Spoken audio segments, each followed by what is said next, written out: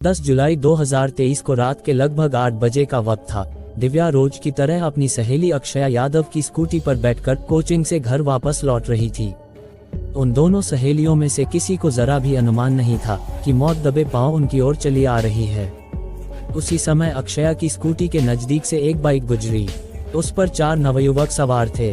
Bike पर सवार उन युवकों में से 2 के हाथ में देशी पिस्टल थी। उन चारों में से 2 को पहचानने में अक्षया और उसकी सहेली दिव्या ने भूल नहीं की। वे दोनों आर्मी की बजरिया में रहने वाले सुमित रावत और उपदेश रावत थे।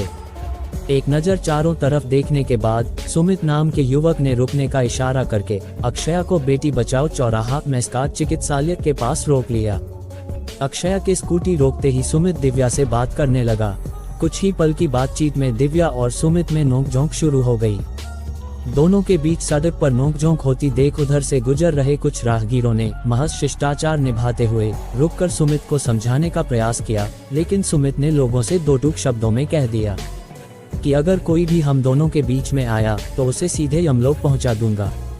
इतना ही नहीं, सुमित और उसके साथ बाइक पर सवार होकर आए अपराधी किस्म के साथी तमंचा दिखाकर राहगीरों को बिना किसी हिचकिचाहट के धमकाने लगे।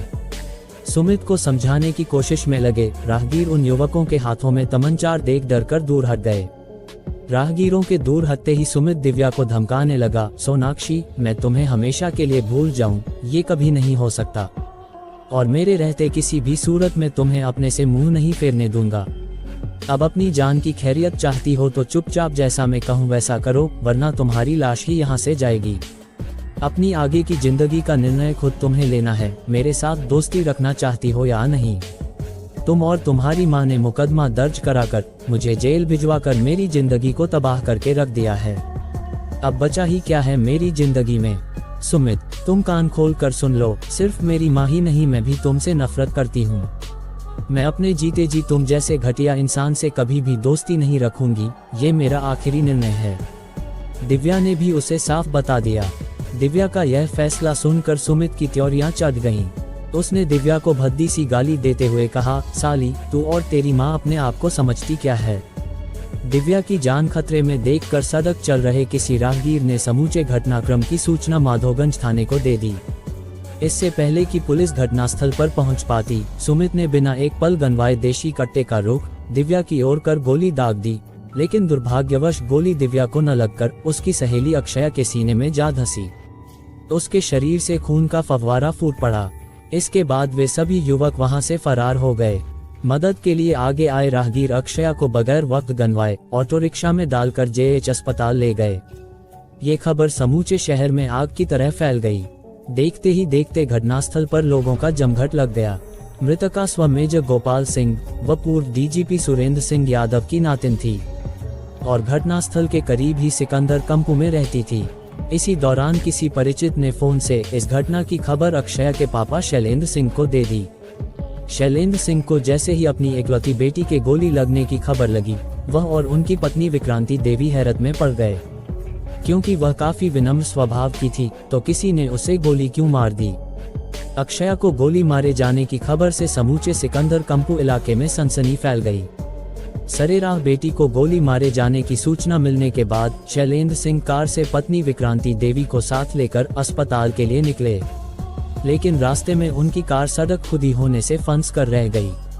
इसके बाद वे अपने दोस्त की गाड़ी से अस्पताल पहुंचे, लेकिन बेटी का इलाज शुरू होने से पहले ही उसने दम तोड़ दिया। हत्यारे अपना काम करके हथियार लहराते हुए मौका वारदात से चले गए। तब माधोगंज थाने के SHO Mahesh Sharma police team के साथ मौका वारदात पर पहुंचे। वहां पहुंचने के बाद उन्होंने आसपास के लोगों से घटना के बारे में पूछताछ की। घटनास्थल पर 2 पुलिसकर्मियों को छोड़कर वह जेएच अस्पताल की ओर चल पड़े।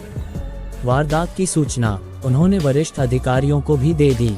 खबर पाकर SP Rajesh Singh Chandel, SP city पूर्व अपराध राजेश दंडोतिया, एसपी सिटी पश्चिम गजेंद्र सिंह वर्धमान, सीएसपी विजय सिंह भदौरिया सहित क्राइम ब्रांच के इंस्पेक्टर अमर सिंह सिकरवार भी अस्पताल पहुंच गए।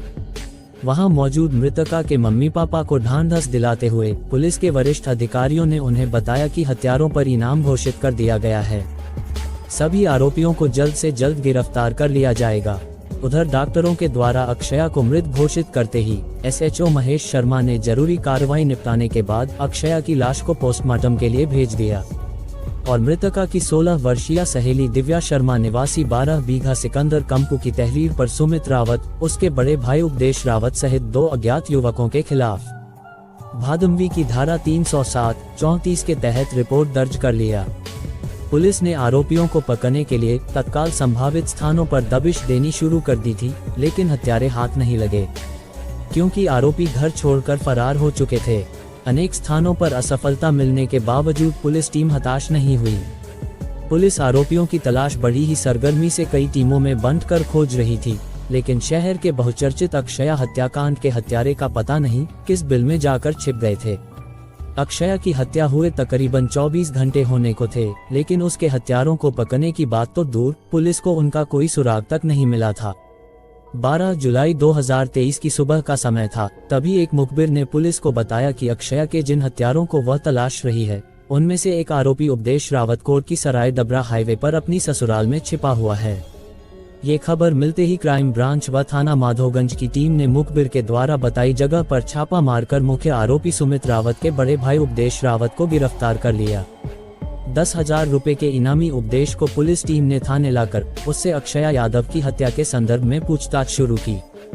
पहले तो उपदेश अपने आप को निर्दोष बताकर पुलिस टीम को गुमराह करने की कोशिश करता रहा, लेकिन जब पुलिस ने थोड़ी सख्ती की तो वह टूट गया।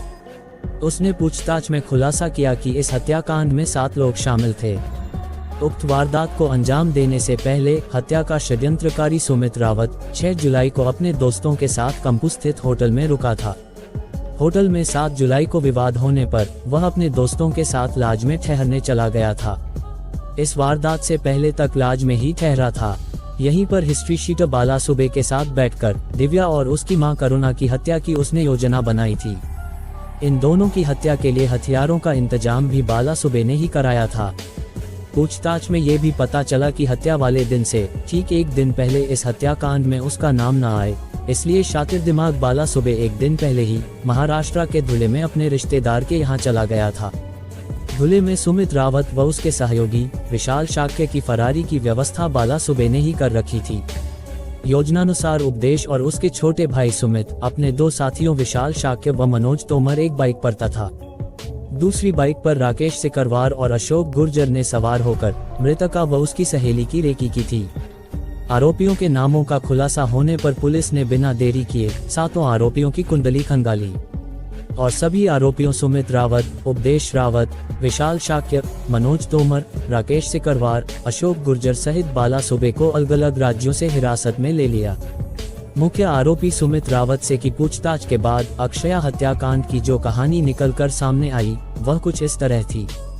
16 वर्षीय दिव्या ग्वालियर शहर के 12 बीघा सिकंदर कंपू के रहने वाले विवेक शर्मा की बेटी थी। दिव्या एक होनहार छात्रा थी। इन दिनों वह 11वीं की तैयारी कर रही थी। उसने सुमित के बारे में अपनी मां से कुछ भी नहीं छिपाया था। सुमित उसका 3 साल पुराना फेसबुक फ्रेंड अवश्य था, लेकिन अपराधी प्रवृत्ति का था। जैसे ही उसे सुमित की हकीकत पता चली तो उसने उसे ब्लॉक कर दिया। ब्लॉक किए जाने के बाद सुमित दिव्या को फोन ही नहीं करने लगा, बल्कि उसने प्यार का इजहार भी कर दिया। दिव्या के लिए तो ये परेशानी वाली बात थी, वह उससे इसलिए नाराज थी कि पहले तो उसने शरीफ युवक बनकर उससे दोस्ती की और जैसे ही सारी हकीकत सामने आई तो फोन पर प्यार का इजहार करने लगा। सुमित के इस दुस्साहस से नाराज दिव्या ने उसे जमकर थप्पड़ मारा और आइंदा कभी फोन न करने की हिदायत दी, लेकिन सुमित नहीं माना। दिव्या द्वारा उसकी कॉल रिसीव न करने पर वह उसे मैसेज करने लगा। इससे दिव्या और उसकी मां करुणा को लगा कि सुमित अव्वल दर्जे का बेशर्म और सिरफिरा लड़का है, यह मानने वाला नहीं है, इसलिए उन दोनों ने उस पर गौर करना बंद कर दिया और दिव्या अपनी पढ़ाई में मन लगाने लगी। जब दिव्या सुमित की फोन कॉल और मैसेज की अनदेखी करने लगी तो सुमित उसकी मम्मी करुणा शर्मा को फोन कर दिव्या से बात कराने की हट करने लगा। करुणा शर्मा ने सख्ती दिखाते हुए बात कराने से उसे मना कर दिया। तो कभी वह करुणा शर्मा के गुड़ा स्थित सेंट जोसेफ स्कूल पहुंचकर हड़काने लगता था। करुणा शर्मा पेशे से शिक्षक हैं। पति का निधन हो जाने के बाद से वह प्राइवेट स्कूल में नौकरी कर अपने बेटे बेटी का पालन पोषण कर रही हैं। उनके दिव्या के अलावा एक 12 वर्षीय बेटा है। दिव्या काफी होशियार और समझदार लड़की थी। उसका पूरा ध्यान अपनी पढ़ाई और करियर पर रहता था। अपनी इसी इच्छा को पूरा करने के लिए उसने अपनी सहेली के साथ लक्ष्मीबाई कॉलोनी में कोचिंग ज्वाइन कर रखी थी और 12 बीघा सिकंदर कंपू क्षेत्र में सुकून के साथ अपनी मां और छोटे भाई के साथ रह रही थी। बेहद हंसमुख और खूबसूरत दिव्या का अधिकांश समय पढ़ाई लिखाई में बीतता था। दिन में फुर्सत के वक्त वह सोशल मीडिया फेसबुक पर बिता देती थी। फेसबुक का उपयोग करते वक्त क्या क्या एहतियात बरतनी चाहिए उसके बारे में भी उसे जानकारी थी। इसलिए अनजान लोगों और खासकर लड़कों से वह दोस्ती नहीं करती थी। लेकिन सुमित के मामले में वह भूल कर बैठी, जिसे वक्त रहते उसने सुधार लिया था। हालांकि सुमित से चैटिंग के दौरान दिव्या ने अंतरंग बातें कर ली थी, जो स्वाभाविक भी थी क्योंकि वह तो उसे बेहद शरीफ समझ रही थी। उसे इस बात का कतई एहसास नहीं था कि इस मासूम से चेहरे के पीछे हैवानियत और वहशीपन छिपा है। लेकिन जैसे ही दिव्या ने सुमित से दूरी बनानी शुरू की तो उसने उसकी मम्मी के साथ बदसलूकी और उन्हें धमकाना शुरू कर दिया। तब दिव्या को अपनी गलती का एहसास हुआ। सुमित दिव्या शर्मा के पीछे इस कदर हाथ धोकर पड़ा था कि उसकी कारगुजारियों का खुलकर विरोध करने वाली करुणा शर्मा को भी उसने नहीं छोड़ा था। सुमित ने उनके साथ भी सरेराह उसी रास्ते पर कट्टा अड़ाकर छेड़छाड़ की थी जहां दिव्या की सहेली अक्षया यादव की हत्या को अंजाम दिया था। तब अंत में दिव्या ने कंपू थाने में सुमित रावत के खिलाफ शिकायत दर्ज कराई थी। उसकी शिकायत पर पुलिस ने उसे गिरफ्तार कर जेल भेज दिया था। बात 18 नवंबर 2022 की है। रोज की तरह सेंट जोसेफ स्कूल में पढ़ाने वाली शिक्षिका करुणा शर्मा अपने नाबालिग बेटे के साथ सुबह के समय स्कूल जा रही थीं। वह जैसे ही कंपू थाना क्षेत्र स्थित हनुमान सिनेमा तिराहे के निकट पहुंची ही थी कि तभी अचानक सुमित रावत आ धमका। उसने उनका रास्ता रोककर सरेराह बिना किसी संकोच के उनके साथ छेड़छाड़ शुरू कर दी। मां के साथ सुमित रावत द्वारा की जा रही छेड़छाड़ को देखकर बेटा बुरी तरह से खौफजदा हो गया था। करुणा ने सुमित की इस हरकत का खुलकर विरोध किया तो वह बौखला गया। उसने कट्टा निकालकर करुणा के सीने से लगा दिया। सुमित खुलेआम कट्टे की नोक पर राहगीरों के सामने करुणा के साथ छेड़छाड़ करता रहा, लेकिन कोई मदद के लिए आगे नहीं आया। सुमित जान से मारने की धमकी देकर कट्टा लहराते हुए भाग गया। इस घटना के बाद करुणा ने थाने पहुंचकर सुमित के खिलाफ भादमवी की धारा 341, 354, 345, 506 के तहत प्राथमिकी दर्ज करा दी। इसके बाद पुलिस ने सुमित को दबोचकर जेल भेज दिया था। करुणा शर्मा अभी तक उस घटना को नहीं भूल सकी हैं। उधर अक्षया यादव हत्याकांड में संलिप्त 7 आरोपियों को अलग अलग जगहों से गिरफ्तार करने के बाद पुलिस ने उनकी निशानदेही पर हत्या में प्रयुक्त 2 देशी कट्टे और बाइक बरामद करने के बाद मुख्य अभियुक्त सुमित रावत, उपदेश रावत, विशाल शाक्य सहित बाला सुबे को न्यायालय में पेश कर जेल भेज दिया, जबकि अन्य 3 आरोपियों के नाबालिग होने की वजह से बाल न्यायालय में पेश किया गया, जहां से उन तीनों को बाल सुधार गृह भेज दिया गया है। गौरतलब बात है कि सुमित रावत पर पुलिस के मुताबिक 2 हत्या सहित आधा दर्जन प्रकरण दर्ज हैं। इसी क्रम में बाला सुबे पर 27 आपराधिक मामले, उपदेश रावत पर मारपीट और गोली चलाने के 7 मामले, विशाल शाक्य पर गोली चलाने का 1 प्रकरण दर्ज है।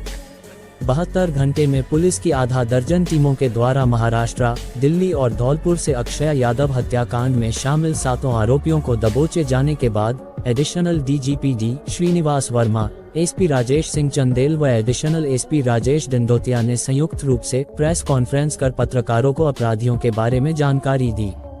उन्होंने बताया कि मुख्य आरोपी सुमित रावत को जब पुलिस की टीम ग्वालियर लेकर आ रही थी, तभी उसने घाटी गांव पनिहारक के बीच लघुशंका के बहाने पुलिस का वाहन रुकवाया और वाहन से उतरते ही भागने का प्रयास किया। इस प्रयास में गिर जाने से उसके पैर में फ्रैक्चर हो गया था, अतः उसे अस्पताल में भर्ती कराया गया था। 17 जुलाई को अस्पताल ने उसे डिस्चार्ज कर दिया तो न्यायालय में पेश कर जेल भेज दिया गया है। हकीकत ये थी कि सुमित दिव्या से एक तरफा प्यार करने लगा था और उसके इनकार करने से बुरी तरह बौखला गया था। फेसबुक की दोस्ती में ऐसे अपराध वर्तमान दौर में आम हो चले हैं, जिनका शिकार दिव्या जैसी भोली भाली लड़कियां हो रही है। ऐसे में उन्हें और ज्यादा संभल कर रहने की जरूरत है। दिव्या उसका पहला प्यार था और उसके ठुकरा देने से वह उससे नफरत करने लगा था। उसकी इसी नफरत की आग ने बेकसूर छात्रा अक्षया यादव की जान ले ली। हालांकि अक्षया की हत्या के बाद उसके माता पिता की शेष जिंदगी तो अब दर्द में ही निकलेगी। ताउम ये सवाल चुभेगा कि हमारी लाडली बिटिया ही क्यों लेकिन पुलिस के लिए ये सिर्फ एक केस नंबर रहेगा। कुछ समय बाद ये नंबर भी शायद ही किसी को याद रहे। बेटी के बदमाशों के हाथों मारे जाने के गम का बोझ तो माता पिता को ही उठाना होगा।